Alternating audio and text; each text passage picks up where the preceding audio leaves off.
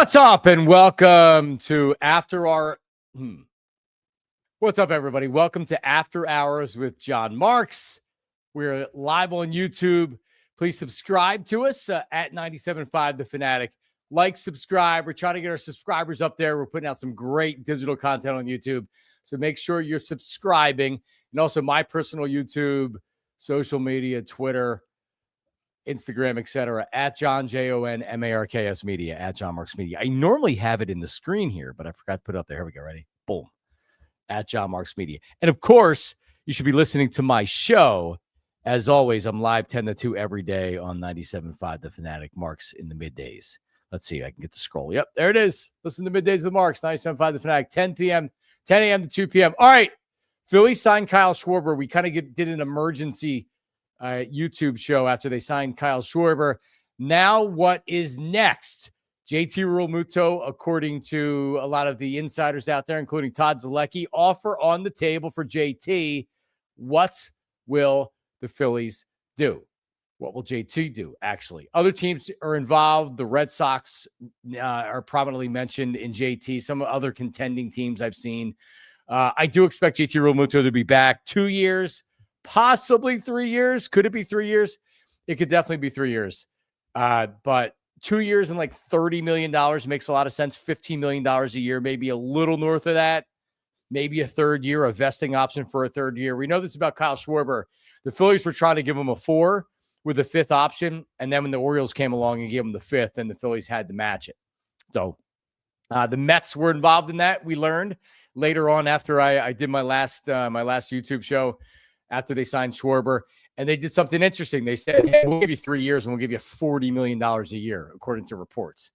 Wasn't enough to get it done, but they were willing to go more on a shorter term contract. They thought maybe Schwarber would say, you know what, I'll go 3 years and then I'll go back and I'm a free agent in 3 years, but not enough to make him go from Philly to the Mets, which is like you're leaving the Phillies, and every time you play the Phillies, we're going to boo you because you actively decided you were not going to go to Philadelphia. You were going to go to New York. John Middleton was pretty much matching any offer that was outside of maybe a 7 or an 8 year contract.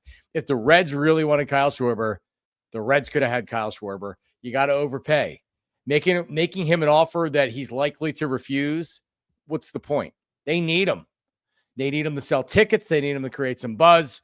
Not even matching the offer, the best offer that was given to Kyle Schwarber before the Phillies matched it. Shows you everything you need to know about the Cincinnati Reds. All right, so what's next? If JT's resigning, what's next and how much money is left? So according to a lot of the experts out there, I saw that would put the Phillies payroll at about $285 million. So with other salaries and things like that, you'd have about $15 million, I think, to sign your other players. And if they sign JT for the money they're going to re-sign JT for, is $15 million enough to take care of the rest of your holes? It's really not. So what do? You're going to have to be creative. You're going to have to make some trades. Because if you look at the outfield right now, let's take a look at the outfield. Right now, Marsh, Crawford, and Weston Wilson are your outfielders. They're your 3 outfielders. I know Castellanos is under contract, and people are going to say, well, you still have Castellanos. The Phillies are openly saying that he's going somewhere else. So if they can't trade him, they're going to release him. He will not be a Philly this year, at least according to everything that you see. No, that's a weak outfield. Marsh really is a left fielder. He can play center some of the time. Crawford, we haven't seen him. I haven't seen him play defense. He's been in AAA.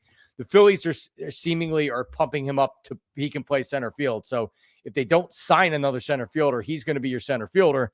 And then from them, it's Weston Wilson. So they need an outfielder. They know it. They probably need 2 outfielders. So it could be a Harrison Bader re-signing, maybe 3 years. I'd be reluctant to give him a third year. Bader was great in his 2 months here in Philadelphia. But if you look at the back of the baseball card, that's not him. Him being injured, going into the playoffs and in the playoffs, that's Harrison Bader. Injury history. He's a good player. He plays good defense in center field. But if he's your one move as an outfielder, now you have an outfielder Bader in center, Crawford in left, Marsh, a combination of Marsh in right. Or, I mean, That's just not good enough. Weston Wilson, that's not good enough. So you're gonna need another outfielder. Here's what I'm pitching, and Otto Kemp in that situation would be an outfielder if you don't move Alec Bohm. I think the best chance of what happens is they have to move some salary out, and they can actually get some things in return. So to finish off the roster, you trade Alec Bohm. You're not getting an unbelievable return, but he makes 10.2, or he's scheduled to make around $10.2 million this year. And you trade him maybe for that fourth outfielder we're talking about, maybe for a bullpen arm, something like that, where you're not getting nothing, but you're getting something where it's like, all right, like he's a nice piece. You're not getting a starting third baseman like Alec Bohm. So like this actually you should be able to get decent value for Alec Bohm. You're just not getting what they were asking for last offseason, which was a front end starting pitching, a young starting pitcher or something like that. So Bohm should fetch you something. And now you can take that $10 million and you can use that to sign an outfielder. Also, Matt Strahm. You have 3 left-handed relievers in the bullpen with Strahm. Final year of the contract, he's making $7.5 million, and Strahm is very good. I'm a fan. It was a great signing for the Phillies. He's done very well since being acquired. You have Tanner Banks, who's not making any money, and you have Jose Alvarado, who throws heat, and they just re-signed him, or the option was picked up. So, that would be 3 lefties if Matt Strahm came back. I do not believe they will, or they need 3 lefties in the bullpen. Now, if you didn't have this payroll crunch, you keep Strahm. You don't need to trade him, but being that you have 2 left-handed relievers right now, it does make sense to trade him. He'd be a valuable piece. We're talking about maybe you get a right-handed reliever in return. Maybe you get this outfielder that we're talking about. Maybe you get a third baseman that can be part of your answer at third base when you move on from Bohm. But that's going to save you nearly $18 million that you're able to now combine that with the $10 or so million that you have to go out and get an outfielder. Cody Bellinger's been mentioned. There are some trade options as well that are out there on the market. But any type of a big bat outfielder that's not making a lot of money or has great value, you're going to have to trade one of your top prospects. They're not trading Andrew Painter. They're not trading Aiden Miller. Some of the other guys could be moved, but I don't know if you're going to be able to get a top-end outfielder for any of the other names that are out there. Aiden Miller, one of the Phillies' top prospects, the top position prospect. A lot of people have said, well, just make him the third baseman, especially if you move on from Bohm. Not a wise idea, and I do not believe the Phillies would do that. He's never played third base before. He's coming up as a shortstop. Maybe you start him in AAA and you test him out at third base to get him some experience.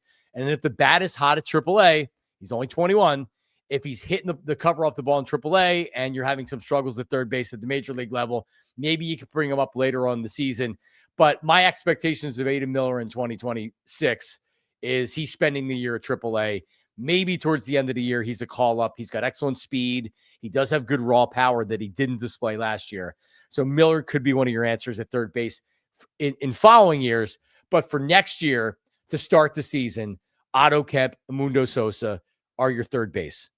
And then the rest of the infield, you have Trey Turner, Bryson Stott, Bryce Harper, Kyle Schwarber as your DH. But then you're trying to see if Stott, or you're trying to see if Kemp and Sosa are good enough.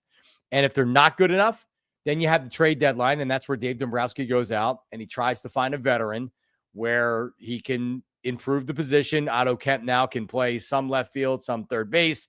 Really depends on what happens during the season. It's not uncommon that teams go into the season with a hole and they hope it works itself out on its own, or they're able to figure it out during the season with maybe a minor league guy or some type of a one-year contract, or you have to make a move at the trade deadline. Last year with the closer, they were hoping Romano was going to be the closer. He wasn't. So what did they have to do? They went out and they got to around at the trade deadline. And bam, now you don't have to worry about the back end of that bullpen. Probably would add another arm in the bullpen outside of Strahm. So maybe you're swapping Strahm for a right-handed reliever. But I think that's the best case scenario what happens. And that would give you an outfield's still a problem. Now, you're either going to be short in the infield at third base, where you're unsure about your third base between Sosa and Kemp, or you're going to be short in the outfield because you can't go into the season with Marsh, Crawford, and Weston Wilson. If you have Bader, all right, now you know at least you have your starting center fielder, but that is a weak outfield. And if Kemp is a part of that outfield rotation, he's a platoon, a right-handed platoon bat that's going to try to play left field, which I don't necessarily think is a great thing. And that's going to be your team in 2026. I wouldn't expect many more, maybe a Cody Bellinger, but then he's a left-handed bat. You really need a right-handed bat, but you are going to have some money to where if you go out, you're going to be able to sign somebody that's making good money, or you can make a trade and maybe you're not having to give up as much because you're acquiring somebody that makes a lot of money. And teams are looking to move on from because like with Strom and with Bohm's not a horrible player.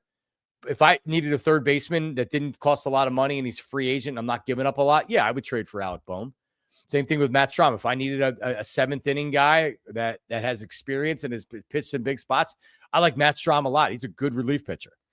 I'd be willing to give up something for that. So I think that's how it's going to play out. And Rob Thompson addressed this when he spoke after they announced his 1-year contract extension, and he was talking about Schwarber. He said for everybody that is doesn't want the Phillies to run it back. Well, we're not really running it back because, as you see, there is going to be some change. But really, when you look at this team, we're talking about Turner, Harper, the main cogs of this team. Kyle Schwarber. So I don't know. They're not moving on from Turner. They're not moving on from Harper. They could have traded Bryson Stott. I just don't know what kind of value he has out there. I'd like Stott at the bottom of the order. So the guys that you have, the big free agents that you have, are more or less the players that you're going to be going forward with. And is that going to be enough? Doesn't feel like it, but their starting pitching's good. Their bullpen's good. Starting pitching's very good, actually. And we'll see if Nola can bounce back this year. But that's kind of the post Kyle Schwarber discussion for the Philadelphia Phillies. Let's see if there's anybody on here with some comments or anything like that. Landing spot for Casty. It doesn't matter because he's leaving. And if they don't trade him, they're going to release him. The way they're talking is there's a 0% chance that Nick Castellanos is with the Phillies that will. And somebody's asking, is this a ROFO shirt? This is a ROFO sweatshirt. ROFO stands for Royers Ford. That's right. All right. Thanks, everybody, for watching. Remember, make sure you're liking and subscribing. Get to 97.5 The Fanatic, our YouTube page, and smash that subscribe button. We have a ton of great digital content out there. So jump on board with it. Subscribe, like, comment, and you can see at the bottom of my screen, make sure you're following me on all platforms right there at John, Jon Marks, Marks Media, at John Marks Media. And make sure you're listening live every Monday through Friday for Middays with Marks from 10 a.m. to 2 p.m. on 97.5 The Fanatic. We'll talk to you. See ya.